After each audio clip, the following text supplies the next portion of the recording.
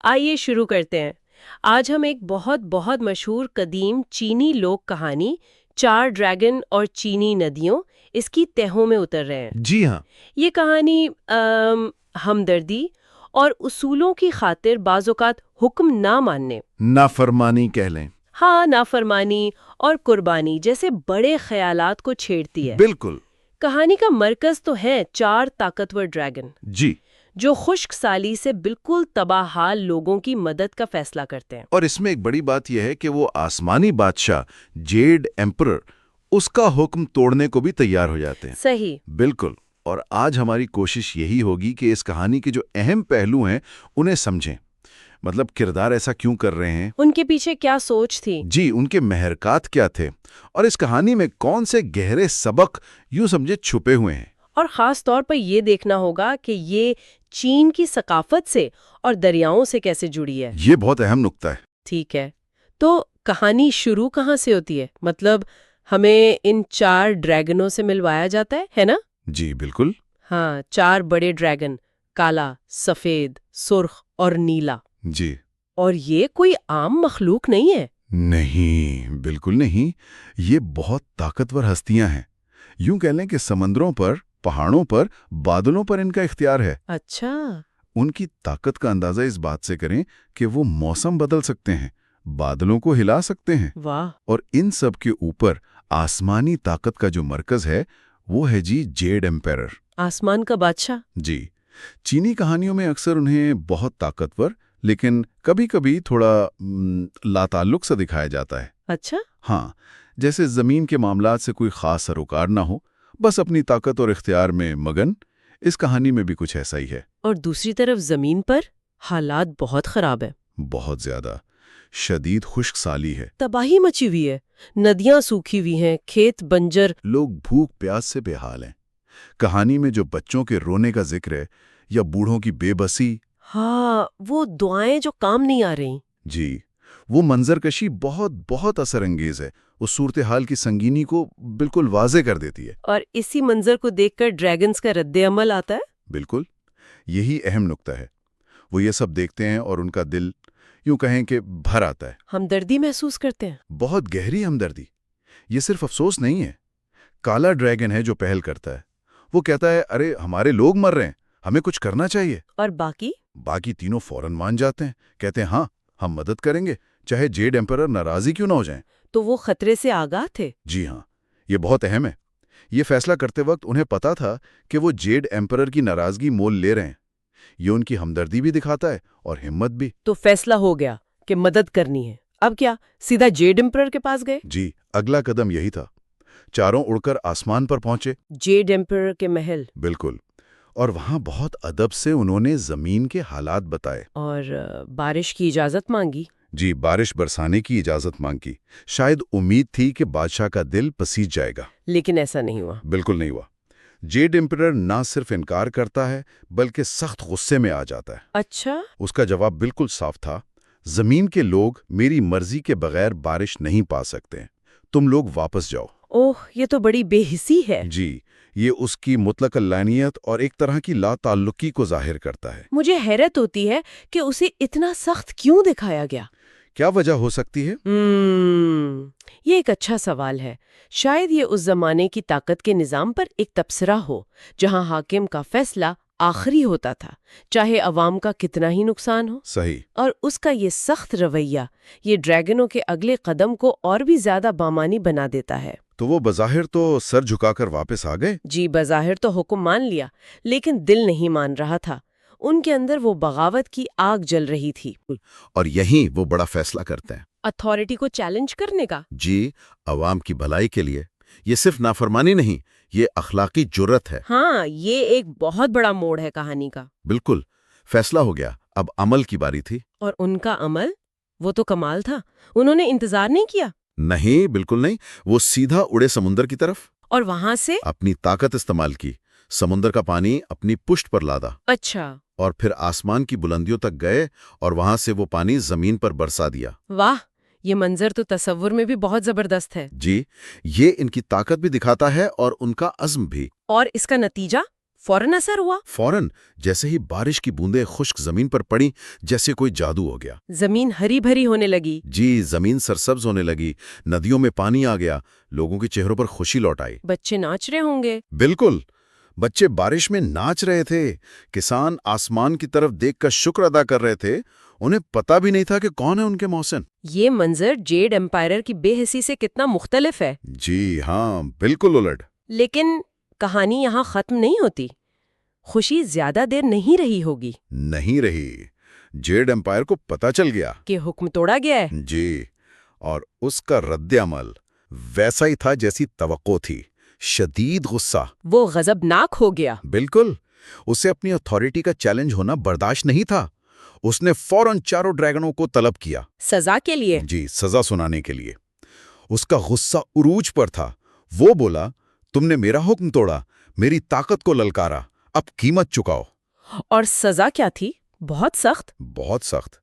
ہر dragon کو ایک بہت بڑے بھاری پہاڑ کے نیچے قید کر دیا گیا۔ ہمیشہ کے لیے؟ ہمیشہ کے لیے۔ یہ تو بہت بہت سخت سزا ہے۔ لیکن اس وقت ڈریگنوں کا کیا رد عمل تھا؟ کیا وہ پچھتائے، ڈر گئے؟ یہی تو خاص بات ہے، انہیں کوئی پچھتاوا نہیں تھا، ذرا بھی نہیں۔ اچھا؟ وہ جانتے تھے کہ انہوں نے جو کیا وہ لوگوں کی جان بچانے کے لیے کیا۔ ان کا جواب تھا، ہمیں کوئی افسوس نہیں، ہم نے لوگوں کی مدد کی۔ واہ! قید ہونے کے باوجود ان کے دل میں اب بھی یہی تھا کہ کاش ہم کسی طرح لوگوں کی مدد جاری رکھ سکیں۔ یہ تو ان کی قربانی کو اور بھی اونچا کر دیتا ہے۔ بالکل، انہوں نے جان بوجھ کر یہ خطرہ مول لیا تھا۔ تو کیا وہ ہمیشہ کے لیے ان پہاڑوں تلے دبے رہے؟ ان کی ہمت اور قربانی کا کیا نتیجہ نکلا؟ نہیں، ہمیشہ کے لیے نہیں۔ یہی کہانی ایک اور خوبصورت موڑ لیتی ہے۔ اچھا؟ آسمان کی دیویاں تھیں، وہ یہ سب دیکھ رہی تھیں۔ اور وہ متاثر ہوئیں؟ جی، وہ ان ڈریگنوں کی قربانی اور ہمدردی سے بہت متاثر ہوئیں۔ انہیں ان پر ترس آ گیا۔ تو انہوں نے کچھ کیا؟ انہوں نے جیڈ امپیرر کے فیصلے کو براہ راست چیلنج تو نہیں کیا، لیکن ایک بڑا انوکھا حل نکالا۔ کیا حل؟ انہوں نے ان قید ڈریگنوں کو ان پہاڑوں سے آزاد کر کے 4 عظیم ندیوں میں بدل دیا۔ ندیوں میں؟ ڈریگن ندی بن گئے؟ جی ہاں۔ یہ کہانی کا کلائمیکس ہے۔ سزا ایک طرح سے نعمت میں بدل گئی۔ یہ تو حیران انگیز ہے۔ کون سی ندیاں بنی وہ؟ کالا ڈریگن بنا شمالی چین کی مشہور ہیلنگ جیانگ ندی، اسے آمور دریا بھی کہتے ہیں۔ اچھا۔ سفید ڈریگن بنا چین کی سب سے لمبی اور اہم ترین ندی یانگسی۔ یانگسی، جی۔ سرخ ڈریگن بنا ہوانگ ہئی ندی یعنی زرد دریا، جسے چینی تہذیب کا گہوارہ کہتے ہیں۔ صحیح، زرد دریا۔ اور نیلا ڈریگن بنا جنوبی چین کی پرل ندی یعنی زوجیانگ۔ تو ان کی وہ خواہش کہ وہ لوگوں کی مدد کرتے رہیں، وہ ایک طرح سے پوری ہو گئی۔ بالکل، اور کتنا شاعرانہ انصاف ہے یہ۔ ہاں۔ جس پانی کو برسانے کی وجہ سے انہیں سزا ملی، اب وہ خود پانی کا دائمی ذریعہ بن گئے۔ اور یہ ندیاں تو چین کے لیے زندگی ہیں۔ بالکل، یہ صرف پانی کے دھارے نہیں، یہ زندگی کی لکیریں ہیں۔ کروڑوں لوگوں کو پانی دیتی ہیں، کھیتوں کو سیراب کرتی ہیں، تجارت کا ذریعہ ہے، آمد و رفت کا ذریعہ ہے۔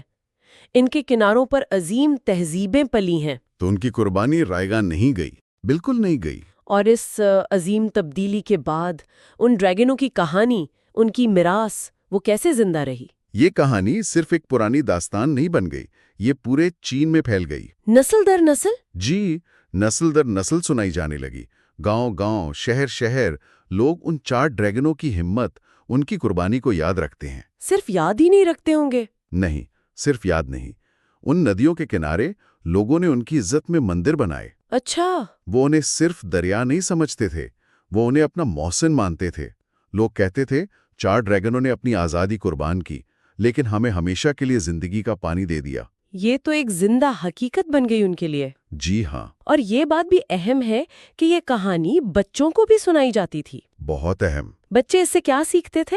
ان پر کیا اثر ہوتا تھا؟ ان پر گہرا اثر ہوتا تھا۔ کہانیوں میں ذکر ملتا ہے کہ بچے سن کر کہتے تھے، ہمیں بھی ان 4 ڈریگنوں جیسا بننا چاہیے، جو دوسروں کی بھلائی کے لیے اپنا سب کچھ دے دیں۔ پہ یہ کہانی صرف تفریح نہیں تھی، یہ کردار سازی بھی کر رہی تھی۔ بالکل، یہ ظاہر کرتا ہے کہ کہانی نے کیسے اجتماعی بھلائی، ہمدردی، قربانی، ان جیسی قدروں کو معاشرے میں پروان چڑھایا۔ یہ ایک اخلاقی کتب نما بن گئی۔ تو اگر ہم اس سب کو سمیٹیں، چین کے لیے اس کہانی اور ان ندیوں کا کیا مطلب ہے، عملی طور پر اور علامتی طور پر؟ عملی طور پر تو جیسا ہم نے کہا، یہ 4 ندیاں چین کی خوشحالی کی بنیاد بنی۔ خوراک، پانی، معیشت۔ جی، زمین کو زرخیز کیا، پینے کا پانی دیا، معیشت کو سہارا دیا۔ وہ چین کے جغرافیہ، اس کی شناخت کا اٹوٹ حصہ ہیں۔ اور علامتی طور پر کہانی کے پیغام کے لحاظ سے؟ کہانی کا جو بنیادی سبق ہے وہ بہت واضح اور طاقتور ہے۔ جب آپ بڑی بھلائی کے لیے قربانی دیتے ہیں، اصولوں کی خاطر، تو وہ قربانی ضائع نہیں جاتی۔ وہ ایک میراث چھوڑتی ہے۔ جی، ایک لازوال میراث چھوڑتی ہے جس سے آنے والی نسلیں بھی فائدہ اٹھاتی ہیں۔ یہ کہانی ہمیں سکھاتی ہے کہ اصل طاقت ہمدردی میں ہے، اور کبھی کبھی جو قائم شدہ نظام ہے اسے چیلنج کرنا ضروری ہو جاتا ہے، اگر مقصد بڑا ہو، اجتماعی بھلائی ہو۔ تو آج ہم نے 4 ڈریگنوں کی اس غیر معمولی کہانی کا واقعی گہرائی میں جائزہ لیا۔ ہم نے دیکھا کہ کس طرح ان کی ہمدردی نے انہیں متحرک کیا، جی، کس طرح انہوں نے حکم عدولی کر کے بارش برسائی، اور پھر کس طرح ان کی سزا ایک عظیم قربانی بنی، اور پھر ایک دائمی نعمت میں بدل گئی۔ ہاں، جب وہ چین کی 4 زندگی بخش ندیاں بن گئے۔ ختمی طور پر یہ کہانی اس بات کی ایک شاندار مثال ہے کہ کس طرح بظاہر ایک بغاوت کا عمل یا حکم عدولی، اگر وہ گہری ہمدردی اور اجتماعی بھلائی کے جذبے سے کیا جائے تو وہ مثبت ہو سکتا ہے۔ جی، تو وہ سزا کے باوجود ایک مثبت اور لازوال میراث قائم کر سکتا ہے۔ ان ڈریگنوں کی نافرمانی نے انہیں ختم نہیں کیا بلکہ امر کر دیا۔ ان کی قید ان کی آزادی بن گئی۔ بالکل، ایک ایسی آزادی جو کروڑوں لوگوں کی زندگیوں سے جڑ گئی۔ یہ کہانی سن کر ایک سوال ذہن میں آتا ہے، یہ جو عظیم مقصد کے لیے ذاتی قربانی دینے کا تصور ہے، یہ دنیا بھر کی مختلف ثقافتوں میں، مختلف زمانوں میں کن الگ الگ شکلوں میں نظر آتا ہے؟ یہ ایک بہت گہرا سوال ہے۔ اور کیا اس قدیم چینی کہانی کی گونج، اس کا سبق آج کی دنیا میں بھی محسوس کیا جا سکتا ہے؟ خاص طور پر جب ہم اکثر انفرادی فائدے اور اجتماعی بھلائی کے درمیان ایک کشمکش دیکھتے ہیں۔ اس پر غور کرنا یقیناً دلچسپ ہوگا۔ جی بالکل، یہ سوچنے کی بات ہے۔